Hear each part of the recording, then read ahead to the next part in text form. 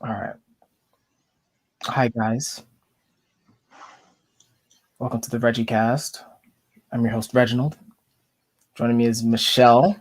Hey, what are you laughing at? My bad. Sorry. No, hold up. What you laughing at? You just started it differently from how you usually do. Yeah, Hello, this is Reginald. because This is I'm in my Michelle. fucking feelings. I just told you this. I'm My over bad. My bad. My bad. WandaVision hit too hard. I'm trying to no crying on my show. Remember? No, that's Yes, my sir. standard. I'm with you. No crying. Okay, but joining me is Michelle. Hi, Michelle. What's up? What's good? All right. So we're gonna get right into it, guys. All the relevant shit's in the description. Okay. She's from the Facebook groups. I think this is your first interview. It is. Okay, so Michelle is so DI cool, she doesn't even want to do interviews. She said, F your interviews. I think she said that verbatim. She said that verbatim in our prep call. She was like, yo, F these fucking interviews. Like, I'm doing this to be nice to you, Reggie. That's what she said. That's what she said. Okay. But this is her first interview, so I really appreciate it. So guys, be nice in the comments. So what we're gonna do is we're actually just gonna chill and talk, right? I'm no pressure. Yeah. She doesn't like, and she'll talk about it. She doesn't like doing whatever she doesn't want to do. So I've given up on that. Okay. I'm not gonna control her, bro, or whatever. Okay, she's gonna do whatever she wants. So yeah, let's start with the first impressions, and then we're gonna talk about WandaVision because I still need to process that, and then we'll talk about the OP shit. Okay. All right. So what was your first impression? So first impressions, I think we talked about that. It was surrounding game night, but I think I'd also seen some of your RegiCast interviews before. But at the time, you were Black and Mild, which I thought was pretty dope. I like that name. Yeah. And you just had a cool, chill vibe too, and you reminded me somewhat of a college friend. So you were already familiar to me. So cool vibe. Yeah. Cool vibe.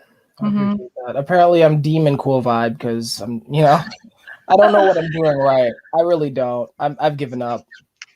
But I appreciate that. Yeah. I think my first impression. I mean, so game night was kind of hectic for me personally because it's like, you're talking about the first one, right? Among Us, right? Yeah. That one was hectic because it's like we were still trying to figure out where everything was going, and so it's like I wasn't even fully like there, to be completely honest. Like I was just trying to manage everything with the help of Anissa and stuff like that. And well, let me give them the DE credit: Anissa, Kim, and Emily. All right, don't come through my DMs saying I didn't say your name. Okay. Okay. So we were really just trying to figure it out. So I think the first time I interacted was after that was I want to say I messaged you for Smash Brothers stuff. Yes. I don't know how that happened. How did I even know to ask you that?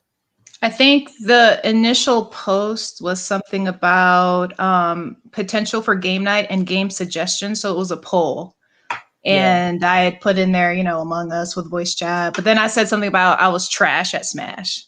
And so I think you just invited me to the group. So we played after that. So yeah. Okay, really good. There's an internet lag for me, so I'm officially stressed out. Yeah, it froze for me too. I was like, what? I can hear you. I've given up on technology. I'm trying to do everything. I did the Ethernet cable. That's not working. Just whatever. Anywho, so I think that's how. So I probably latched onto. Oh, she knows what it is. So that's an excuse, right? So, I think from there, I think we probably talked via voice chat, the Discord voice chat a few times. Played a few games, and I think you were just pretty chill. And you were just trying to learn everything. And I think from there, it's like, I think you were just chill. And I think it was one of those things where it's like when I invited you on the podcast, I had no idea. Like, I just assume everyone's done one. So it's like, I just assumed you did one. I think you mentioned you were like, I had to think about it because it's like, I've never done one. I was like, oh, crap. Okay, cool. So, no, I'm genuinely grateful that you've chosen to do this because I think your type is not only your type, just you as a person is just worth getting to know. So, chill vibes as well, I guess. So we're fully chill. Okay. Yeah. All right. So guys, let's sleep process WandaVision. I don't even give a fuck. I don't even know. I don't care if that's why you're here or not. I need to process this. I just watched episode 8 of WandaVision. That shit fucked me up. Okay. I highly recommend it. Okay. Now, the reason I'm bringing this up is actually I think this is a good intro to the contrast of our types. So Michelle, if I'm not mistaken, she's double feminine. Audio. Oh, your audio. See, can't even remember. She's audio, but I do know she's SETI, consume, sleep, play, blast. Okay, so she has SE at the top, but she has activated NI. Sorry. And so the reason I'm bringing this up is so WandaVision, without spoilers, I feel like it's a very SI show, right? So for me, it's like, okay, the whole premise is she's reliving all these sitcoms from her past. She's reliving her like relationship with Vision, like physically, right? And like I watched episode 8 and that hit. I was almost crying, right? I don't cry. I was almost crying. Now, what's fascinating, and I was running this by Michelle and some other people with NI apparently doesn't process the same way. So it's like when you look back in the past, or when you have like, you don't even care about the specific sensory, you just want the general vibe. Can you talk about that? Because that is fascinating. Yeah. So it's like I guess I'll use music as an example because it's probably the easiest thing for me to relate to as a musician. But like the components of a song, like I don't need to listen to the same song again and again and again, although I do, but it'll be things like really punchy bass line or a really intricate drum beat, and then like maybe like some really nice smooth minor chords. But those are the kinds of things that I look for in a song, but it doesn't have to be the same song. It's just that theme that I look for in the music that I like. So yeah. Whereas with me, I want the exact, this is weird. Because for me, it's like evil. I still listen to music like most people. It's like I get hype when I hear the specific melody. And WandaVision is actually a great example of that because they will do these recurring actual sounds. Right? Like the same, what do you call these things? Oh, like what do you call these things? A motif or you know what I'm talking about? Where it's like they'll do the same like 4 notes, 5 notes in like 5 different songs, and so it's like you get used to it. Right? Whereas so it's like I think this is a good place to start. Is like, how does this play out? So music is an interesting example. But like, how does this play out when it comes to yourself, or when it comes to your sleep processing, or like what does it mean to process a general vibe? Like, I don't even get what that means. I guess like if it comes to process a general vibe, maybe probably giving a specific example. So I work with people, so I'm interacting with people all day long. And so my general vibe or theme that I want to convey is that I'm there to support them. But that support might mean different things and different approaches for each person. So I can't just copy and paste the same narrative to each person that I interact with. It's just going to be curated to each person based on whatever the situation might call for. Right. Is the best way I could probably describe it. Yeah. Whereas with me, it's like I would want to do the specific thing. It's like something that meant like a specific gesture or a specific set of words. Like I do repeat those things, especially when it comes to people that I care about. It's like I will make it a habit. Like I'm very intentional about that, actually. It's like, it's like I'll make it a habit to say, I care about you or I appreciate you or whatever, and I'll make it like a little routine. So anyway. Yeah, and I do that too, but it'll, because like I'll see like 8 or 10 patients a day. And so each person just requires something different words of affirmation, different gestures, so that I can convey that vibe of I'm here for you. This is a positive experience. I want to be sure you're good. Right. Okay, well, I'm not crying, but I'm just going to be my fucking feelings. If you guys get a weird vibe, that's because I'm in my fucking feelings over this episode. That shit fucked me up. Oh my gosh. Now, but with that being said, I'm going to let you talk while I internally process that. So with NI, so speaking of NI, just more generally, so when we were doing our prep, you were talking about, so NI is yes, it's activated, but technically, at least in the grant stack, it's still the biggest thing because it's like your savior SC at the top, right? And so how you talked about it was it's like you don't trust your gut feeling on things. Yeah. Okay. Yeah. So I'll go into a situation and you know, my instinct is what I want to get more information. I want to get more information. But like in the back of my mind or in my gut, like I know the solution, but it's like, nope, I can't accept that. I've got to get more information before I can truly affirm this. Or I can make an example of like, if I'm researching online, like buying something, I'm going to look at a multitude of the same thing, like if it's a chair or a shirt or something like that. And then once I've gotten all that information and I've consumed multiple sources, and then when I find the thing, I know that it's it. But I can't do the reverse. I can't see it and know exactly that that's it unless I've built up the sensory for it. That it's whatever the theme that I'm looking for. Now, when you finally lock onto that theme, can you just see it? Like, can you just automatically tell if something fits into it or not? I guess that's what it sounds like. Yeah. And so with the work that I do, it helps because it's the kind of the same thing again and again. You know, I help people stay as independent as possible. So if I'm addressing the same thing again and again, like I'll recognize it quicker in the moment and know the solution for it. Yeah. Over time.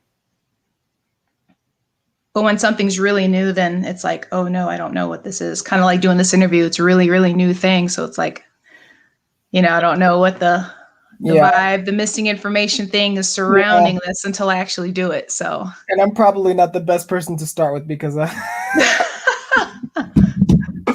am pretty unconventional, as you've seen. That's all good. That's all good. I'm here for it. So good luck. Good luck with you. I'm playing for your NI now. Yeah. Yeah. Whatever you do with me, don't repeat it. Now,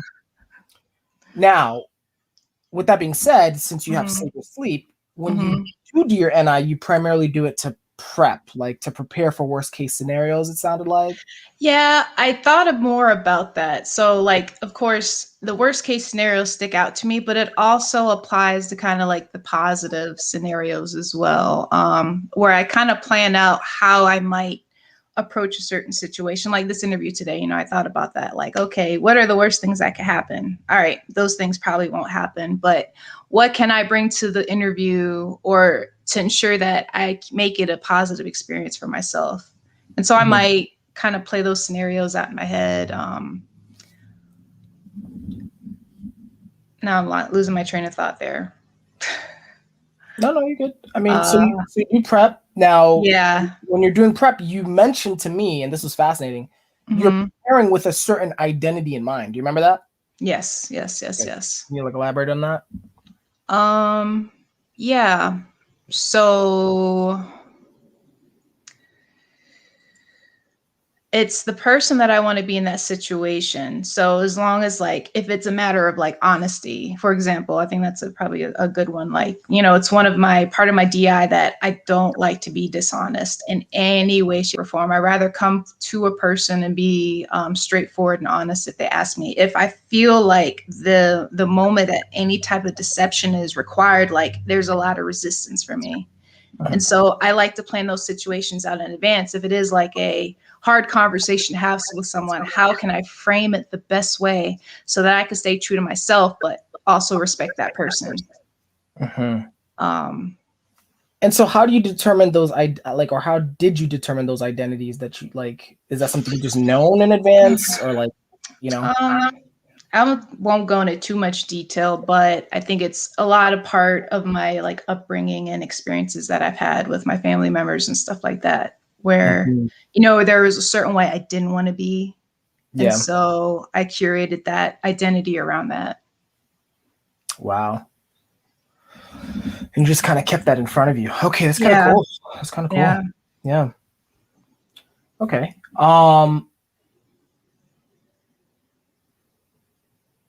So maybe help me out with like a sensory example. So when you came to this episode, obviously you're preparing for worst case scenarios, but like what identity did you want here? Just being myself. that whoever's watching can see an example of my type, since there really isn't anyone else in the document. OP that is audio, but also consume, sleep, play, blast. Because this Joe Biden is like the closest thing to me, but he's consume, play. I think what they had him as, but yeah. Okay, really good. Now I'm looking through these notes, so you're gonna have to help me out because I think you added some, right? So I'm in the demon and I section. So it's like so I'm gonna read it. It's like my work requires extensive documentation and productivity. Yeah, productivity standards. Okay. And so apparently it took you a while to find the NI of that? Yeah, it's not that I can't find the NI of it. It just requires extra time. So I guess to preface, I'm an occupational therapist and we're required to do evaluations. Okay. And so I look at a person's, their age, their medical diagnoses, their current living situation, their medications, their deficits. So whether they're physical, cognitive, emotional. And from that, I develop a plan based on their environment to make sure that they can achieve the highest level of independence, whether that means having a caregiver coming in to help and support them, or implementing compensatory strategies or techniques or equipment to allow them to be as independent as possible. Okay. So taking all of that information and then narrowing it down to like 4 or 5 goals to address at a time. Because I see everything at once, but then it's like, oh, I've got to narrow this down. So it takes me a little extra time to do that. And so I kind of struggled with that because being in healthcare and being a therapist, they want you to have productivity standards. So maintaining like 88% productivity. And productivity is one-on-one patient time. It doesn't mean what you're doing outside of the patient that you're seeing. So I have an 8-hour day. I may have 6 hours of treatment, and they want me to maintain 88%. So you can do the math on that, but sometimes it just takes me a little longer since I have trouble doing like my plan of care with the patient there. If they're talking to me being feminine DE, movable, I want to address things as they are rather than sitting in front of a computer and typing and not addressing their needs. So it's while narrowing all that information down. So being productive was a challenge for me at first, but I figured out how to work my way around that. But again, it just took time for me to build up my consume in order to narrow down how to best do that for myself. Narrow down your consume, like, and what do you mean? So figuring out how I so I've been an occupational therapist for 10 years because of all the information I've built up over time for the people that I've evaluated and the types of goals that I've set. I kind of have a general database I can resort to pull in certain goals based on things I see. So it makes it a little easier to narrow it down and then set that specific goal for the person. Right, because it's kind of streamlined. Okay. Yeah. Yeah. So it might be kind of like the whole copy and paste, having a goal bank in a sense. Yeah. But I have kind of it's like almost like a virtual goal bank. It's not really a specific set of goals because, again, like I said, it just depends on the person I'm working with. It might be there might be a variation to it, but it's the same general theme. Like if I want to be sure a person can safely transfer to the toilet using a certain type of adaptive equipment. That adaptive equipment might vary from person to person that I work with, but it's kind of the general theme. I don't got NI, girl. So, look, I'm telling you right now what I would do in that job. Okay, what I would do in that job is I would be stressed out first of all, because apparently that's my default. Yeah. I would bother whoever is in charge, be like, what am I supposed to do for like a year? Okay. Yeah. And then I would eventually have like, okay, if someone says this, then I do that. Like I would literally like put like SI little flowcharts. Yeah. It's very different. Yeah. It's very different. Yeah, I can see her getting triggered. This is actually, I'm bringing this up because I'm transitioning you to DI, right? Because Yeah. you don't like asking anybody for anything. Yeah. Yeah. I'm gonna try to figure out myself. Yeah, for sure. But I'm getting better. I'm getting a Okay. lot better at that, Okay. especially like in the recent years where, you know, where I do have to reach out to people to get clarification on things. So I'm getting better at it slowly but surely. Yeah. Now, now I'm just going through the notes real quick. So you're, first of all, Mm-hmm. I forgot you're double activated on the DI. Mm-hmm. At the top.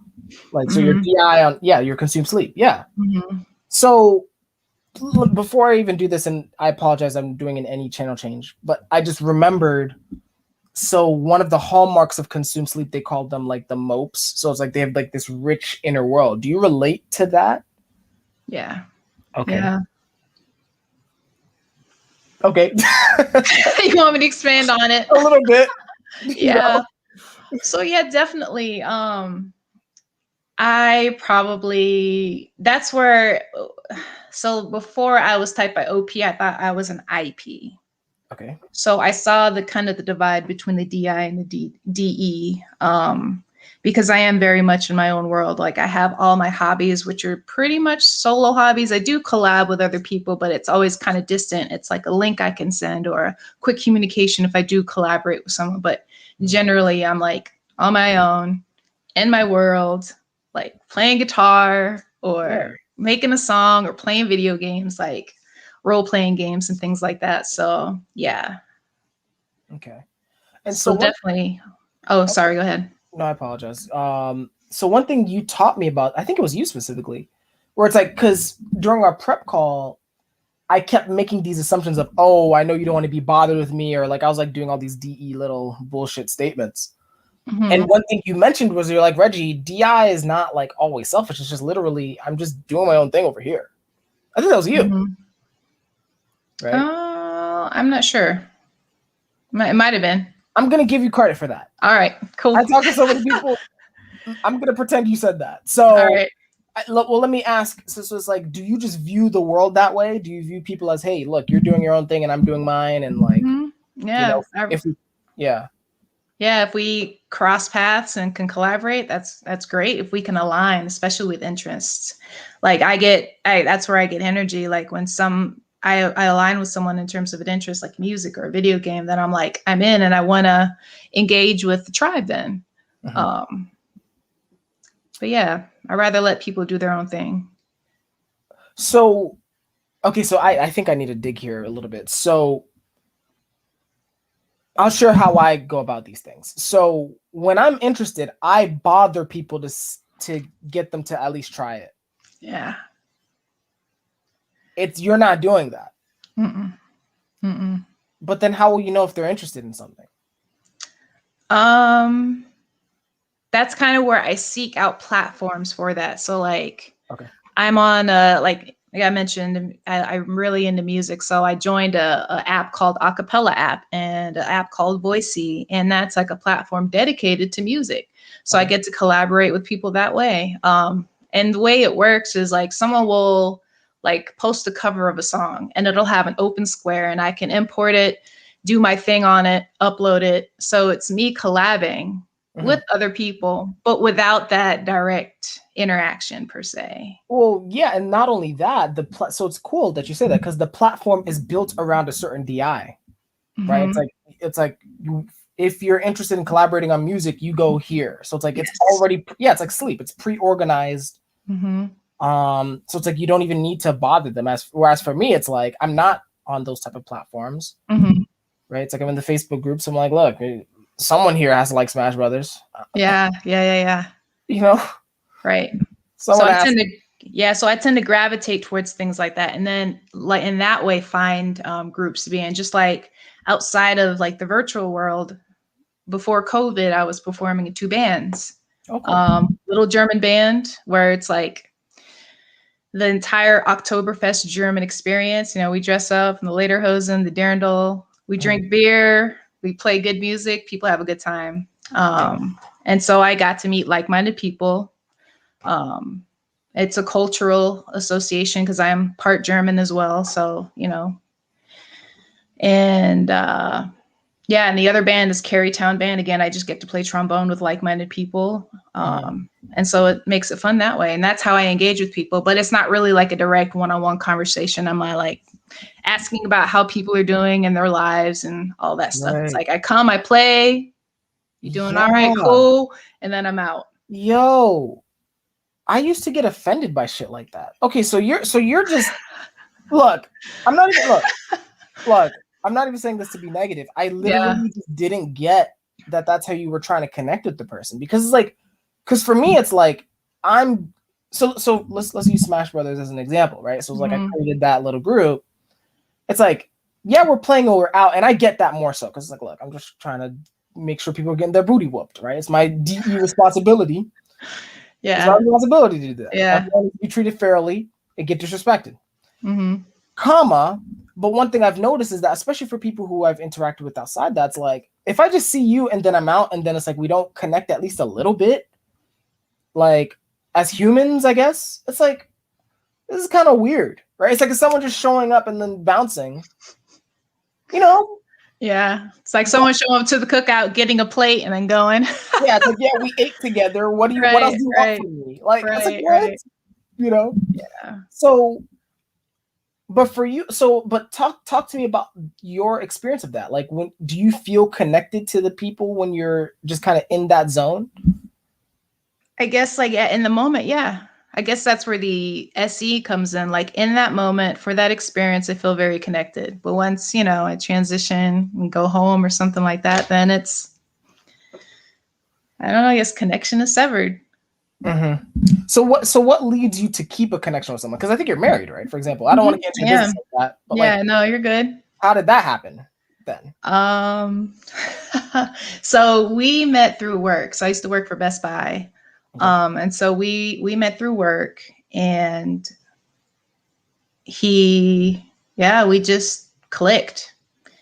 Kind of knew from the beginning that it was a good fit, and we've been together for 12 years now. So yeah, married for 5, we've been together for 12.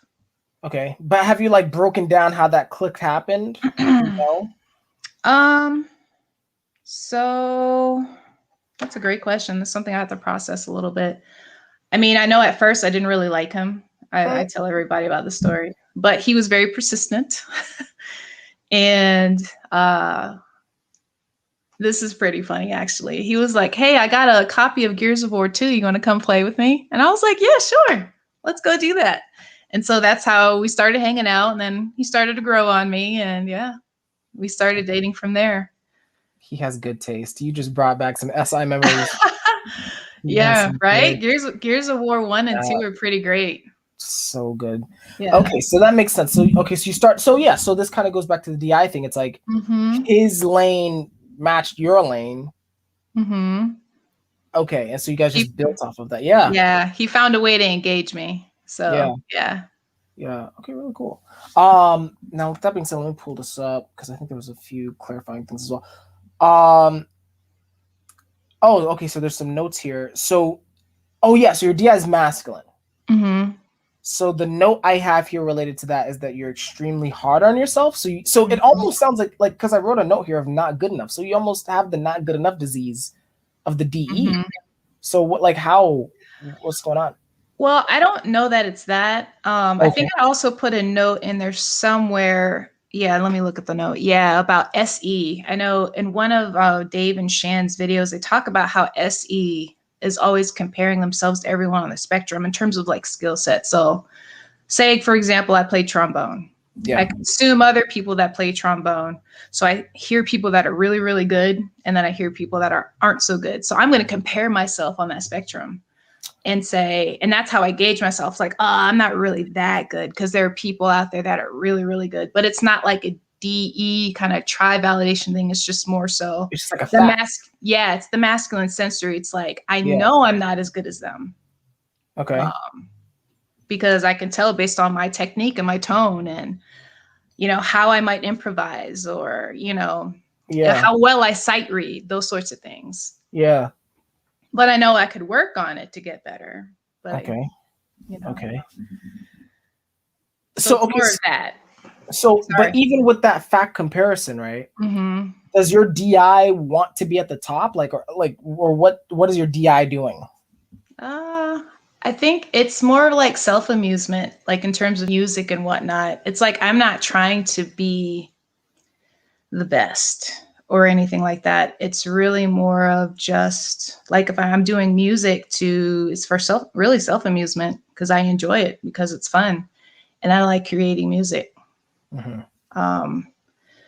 At work, there's really nothing to really compare to anyone else to say, oh, I'm better or I'm worse. It's really making sure I get the best patient outcome, like they get the best care that they could possibly get so that they can be as independent as possible. They don't have to rely on someone else to do things for them. And that's kind of the DI. That was something you kept mentioning is like you hate when people need other people. Yeah. I don't like to enable people. Yeah. If it's something you can do yourself, why would I do that for you? I don't know how we're friends, Michelle. I don't. I ask people for stuff I know how to do. Oh, interesting. Hey, can you help me with my thumbnails? Hey, can you help me with this? Yeah, yeah. Hey, can you help me call this one person or draft this email? I'm so. But see, in that sense, it's like, all right, if you're like super busy, now here's me guessing. If you're really busy and you're trying to manage all those things and you're reaching out, hey, I'm really busy. I'm trying to get this done. I have a deadline. Could you help me out? Yeah. I'm down for that. Okay. But if it's something clearly like you're not willing to learn, you're not willing to do for yourself, then yeah, I'm not. Well, how would you tell the difference? I guess most of the time if people are asking me for things, it's usually because I'm close to them. So then in that sense, I kind of do know the difference. I'll say like going back to college, like if we're both in the same class and I took notes and you didn't take notes and you're like, hey, can I have your notes? No. Oh yeah, I hate those people. You can't have my notes. You were in the same class as me, but you didn't take the initiative to write notes, but you want my notes. Not happening. So it's more in that sense. I guess I do enable because like even when I would be irritated, because that would irritate me in college, I would still sometimes be like, fine. Yeah. That's probably yikes.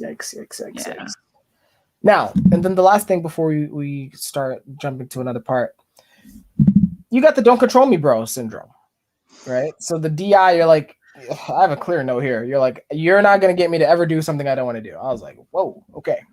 Yeah.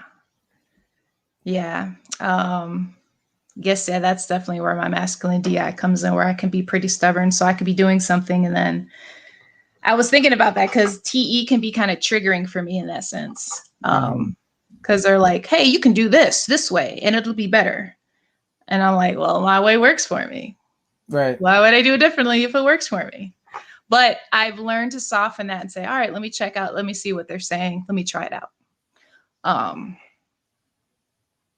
Why do we do that? Because I mean, I definitely do that to people. Like, hey, why don't you do this? You fucking dumbass! It's right there. Yeah, that's the mood. That's actually the mood. So that's the high energy that's coming from. It's usually like, how did you not see this? Right? Like, so I'm trying to think of a really recent example that would be relevant to you. Oh no, okay. So I'll actually talk back to when I was writing music in college. So it's like, or high school actually. So it's like I was the basic guy. All the guys wanted to write raps, so I wrote raps. Nice. I just so happened to be the best at it. Like, this is actually not even me peacocking. I legitimately was better. Like, I don't know what to tell you because I just put in the hours. Right? Yeah. And so there was one of my friends back then, and he was asking me, he's like, yo, how are you getting the flow this certain way and stuff like that? And I'm like, yo, have you like tried writing for a certain amount of time every day? Like, I would put in like hours a day at that. And so he was like, no. And I was like, okay, go fucking do that first. Like, don't come at me. You know what I'm saying? Yeah. Like, do the easy stuff first. And I think that's why TE can seem very condescending, because it is.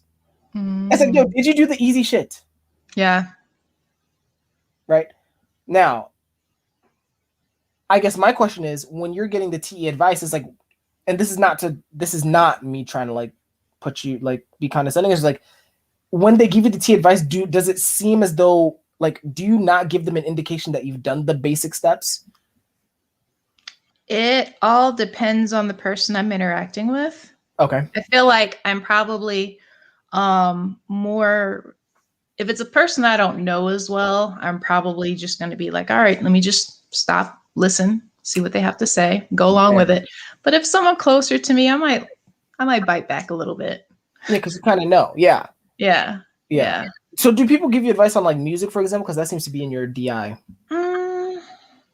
Sometimes, yeah, people will reach out and give me tips and stuff like that. But not too often.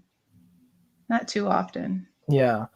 Because that's my hot take. So this is my hot take, guys. Mm-hmm. My hot take is even with TE, it's like once you know someone's been in a certain field for a while, or like their DI is connected to something for a period of time. It can't just be like you did this yesterday and all of a sudden, no.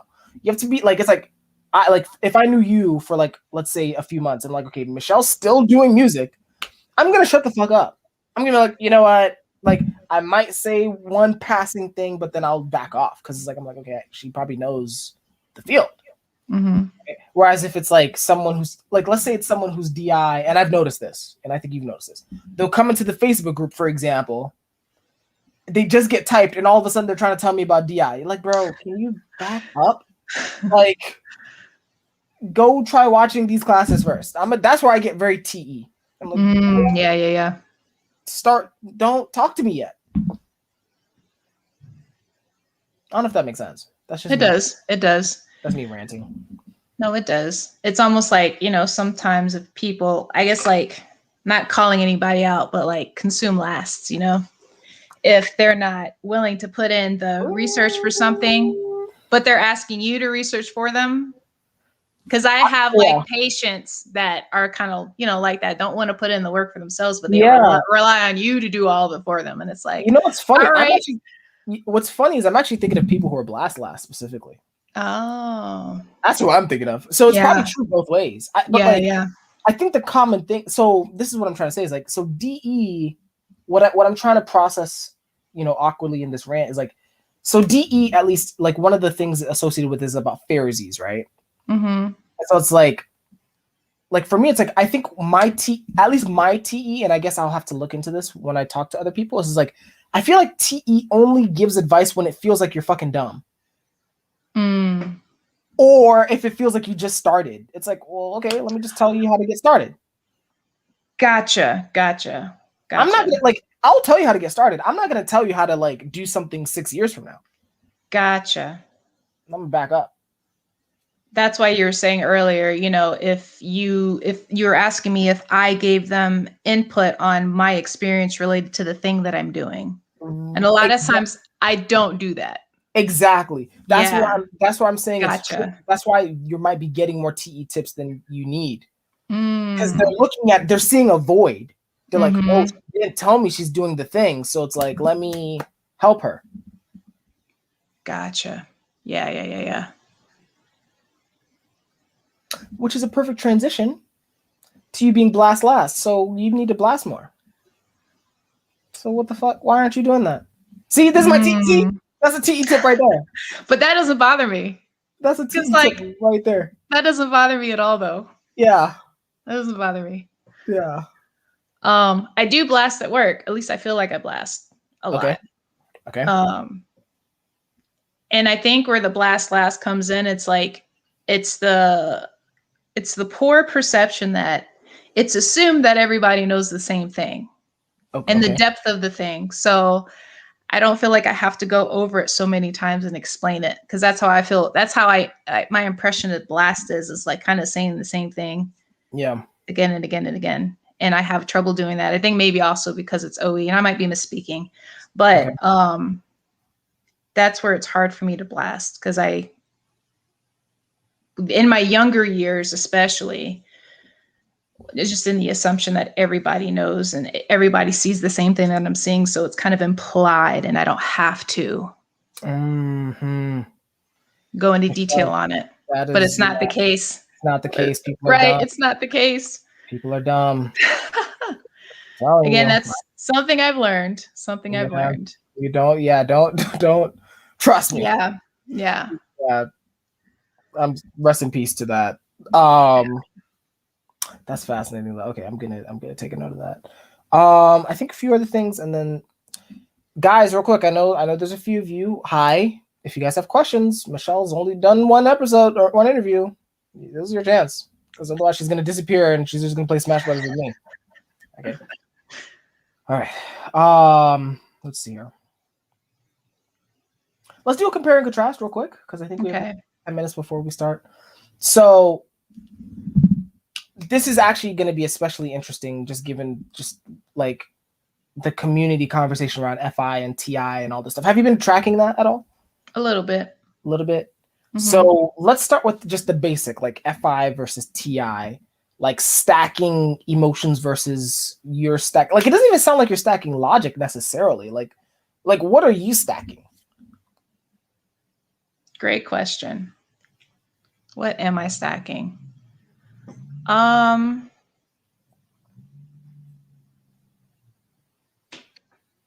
need to process that a little bit. Maybe we can go back to that. Maybe if you want to start with what you're stacking, and then maybe I can. All right. I'll help you out a little bit. So FI, guys, has been draining because I've been talking about this all week. FI is holding fucking grudges. It's about me hating you for that one time you said hi to my girl, and now I got to fight you 5 years from now. That's me being a little bit facetious. But in all seriousness, so what ends up happening is FI, whether positive or negative, it starts doing like it's about subjective emotional hits, positive or negative, right? So it's like, I'll use the negative one because it's just easier for people to understand. Like, let's say you interact with, whether it's a person, let's say a person, and you have a negative experience with them, but you don't bring it up or resolve it. Your body, it's like your body or your FI holds on to that. And then the next time you have any association with them, whether you see them in public, whether you talk with them again, whatever, you're carrying that emotion to that next interaction.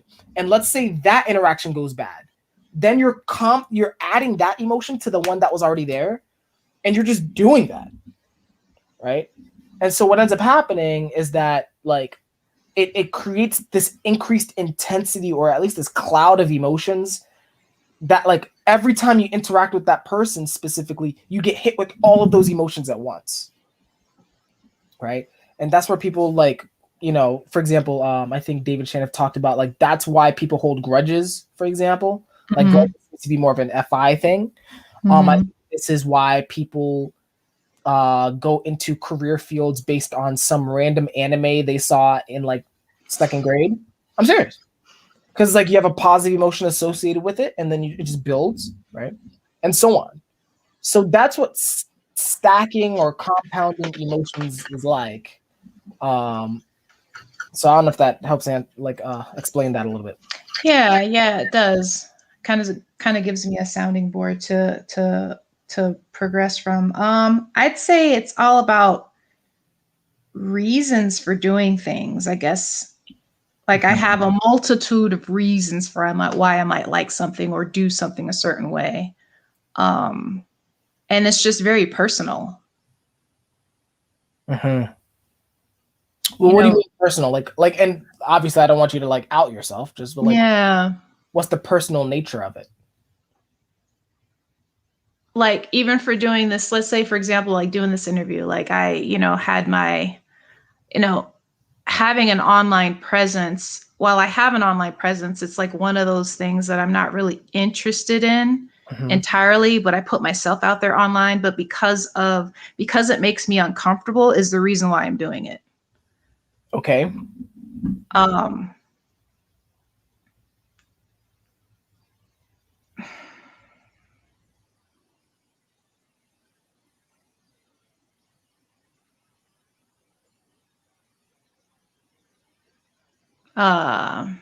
I guess it's a rigidity in thinking as well, in terms of how I might think about certain situations and things. I have trouble pulling examples out. So do you mind if I ask some clarifying questions? Sure. So let's leverage this. Let's leverage this interview, right? Mm-hmm. You mentioned that.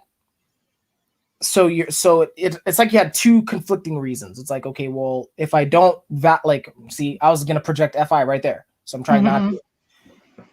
You were like, I don't initially have a reason to have an online presence, so it's like you had one reason there, but then you have a reason. Apparently, you have a reason of like, I do things that make me uncomfortable. And so it's like those conflict. Those almost sound like those conflict. So it's like, how did you resolve that? Like, how did you get here then?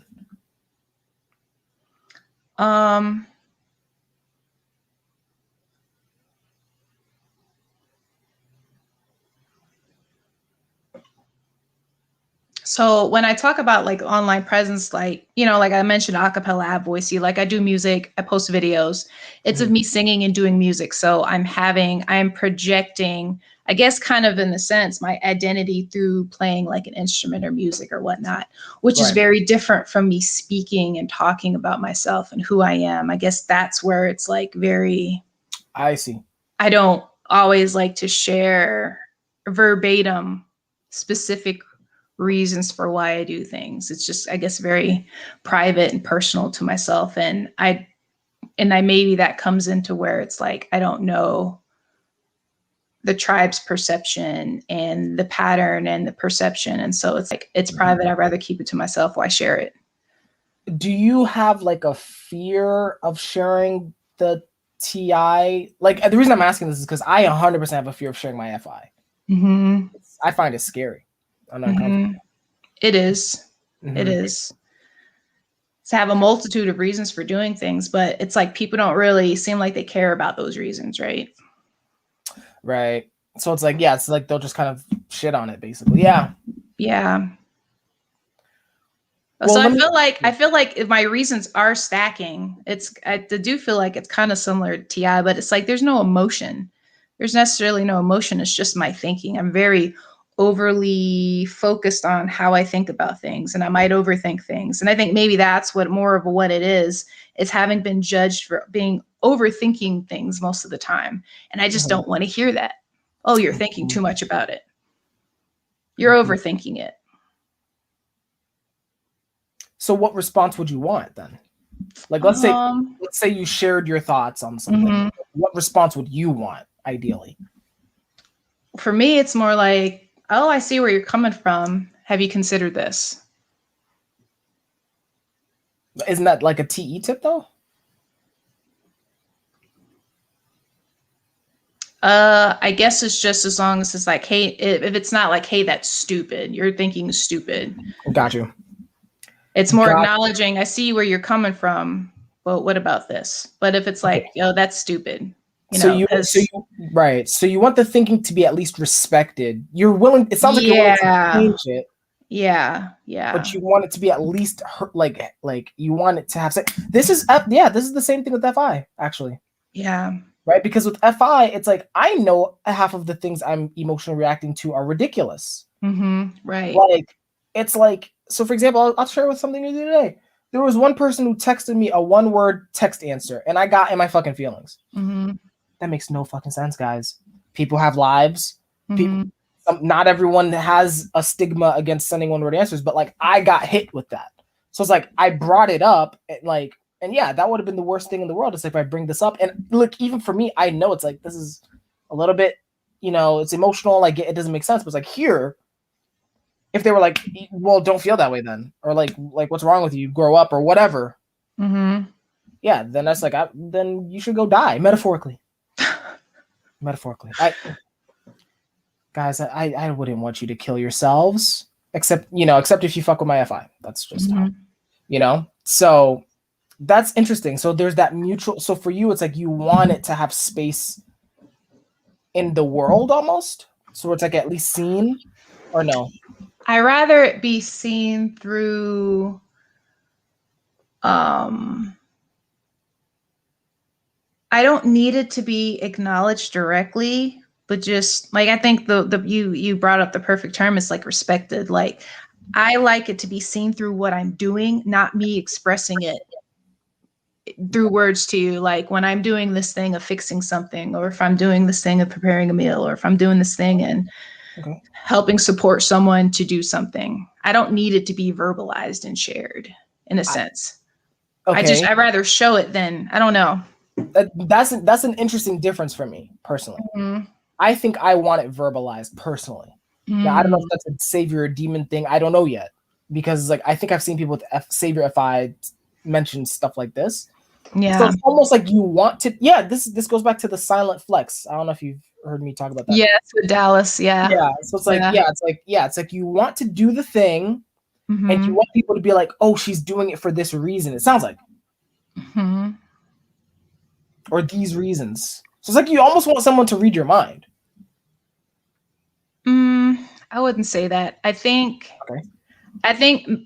probably the reason where I am like this is I probably developed that as like a compensatory a strategy for myself, because it was just, I've been told so often, you're overthinking. So then I just got to the point, it's like, I'm not going to bring it up. I'm just going to act and do my thing and just act on it. But it's not like, definitely don't expect anybody to read my mind. No. I don't, that doesn't resonate with me. Well, let me ask this, right? So even if that's not what you necessarily want, how, like, do you feel good when you're acting and someone kind of says, oh, wow, it's cool that you're doing this for these reasons? Like, and let's say they happen to hit it. Well, yeah, if I'm doing something, they're like, hey, why did you do that? Or why did you do it this way? Then I'm happy to share. Yeah. So maybe it is kind of silently also like, I just don't want to look stupid. I don't want to be wrong. I don't want to, I think at the end of the day, that probably mostly is it. So I don't want to share if it's going to be wrong. Right. When it's okay to be wrong. I get it. It's okay to be wrong, but.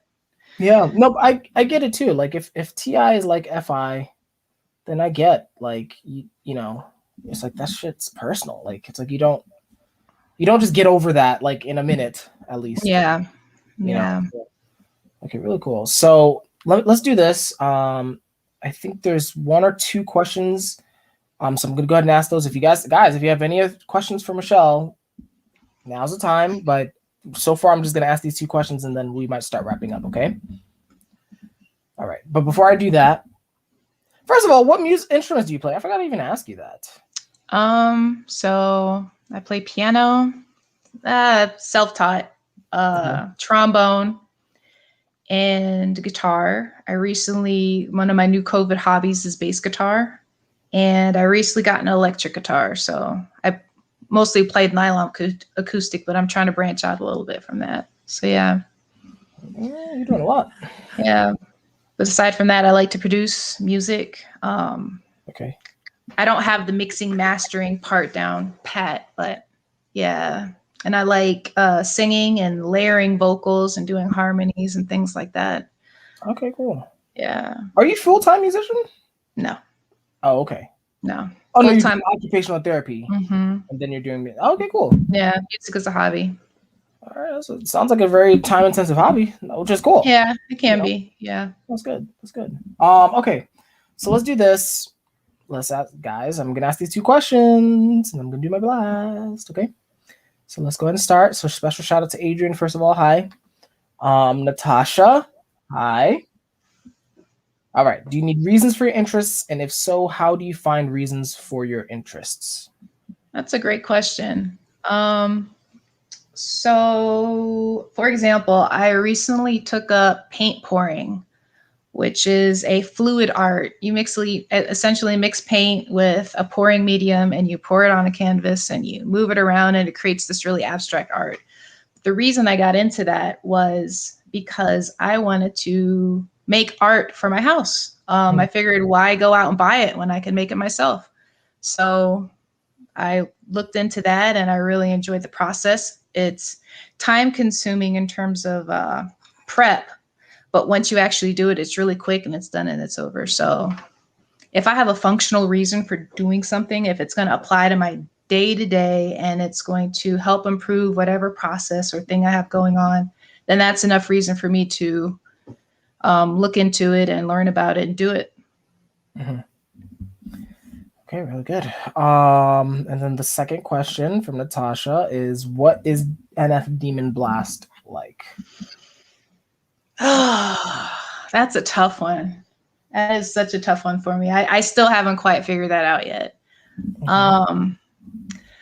I'll say, I guess because it's a stark contrast, because I have double masculine consume. So I feel like once I get to the blast, it's, I don't know. I really don't know.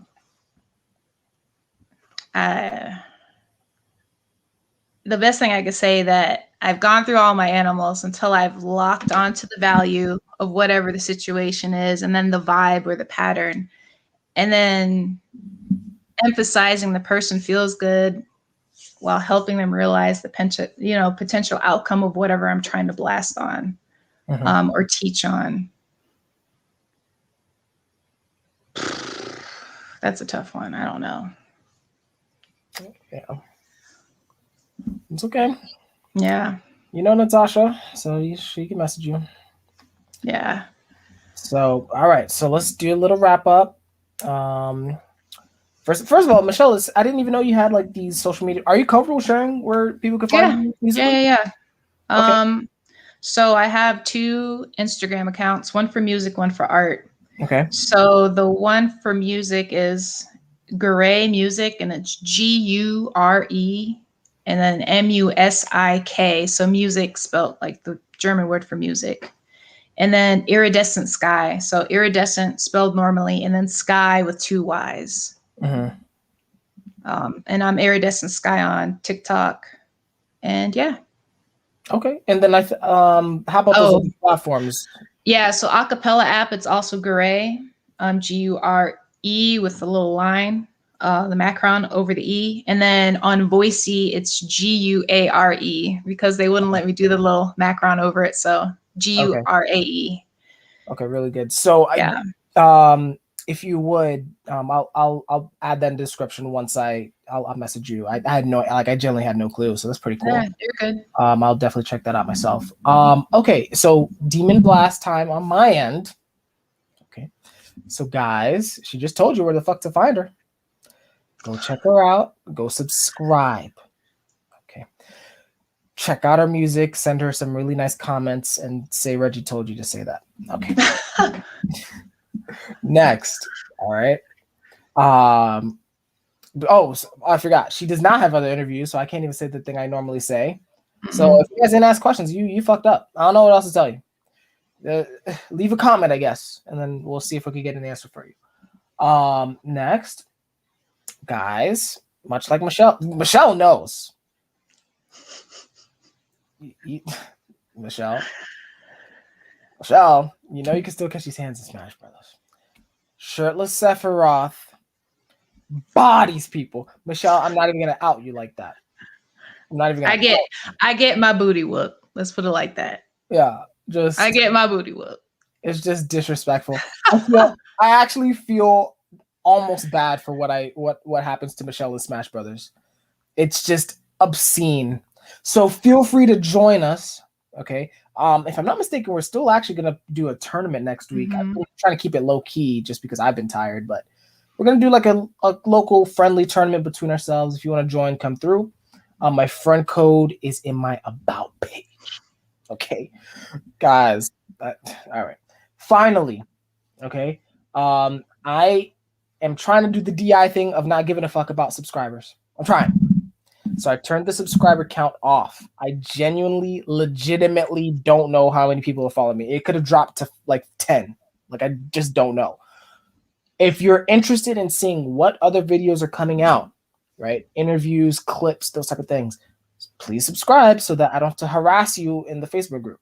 Just get the notification, okay? There's going to be quite a few people coming out next week. There's a clip coming out tomorrow. And then that should be it. And then yeah, leave likes and all that fun stuff. That should be it. Michelle, really great. Again, really grateful that you decided to join for this, like your first interview. I think that's really important. guys, especially Natasha, Jonathan, Jono. Hi, hey, Jono. Natasha, Hey, Jono, Jono. and Adrian. Hi, Adrian. Special shout outs for kind of coming through and showing some support. So thank you. Really appreciate you all. And I will see you on the next one. Take care.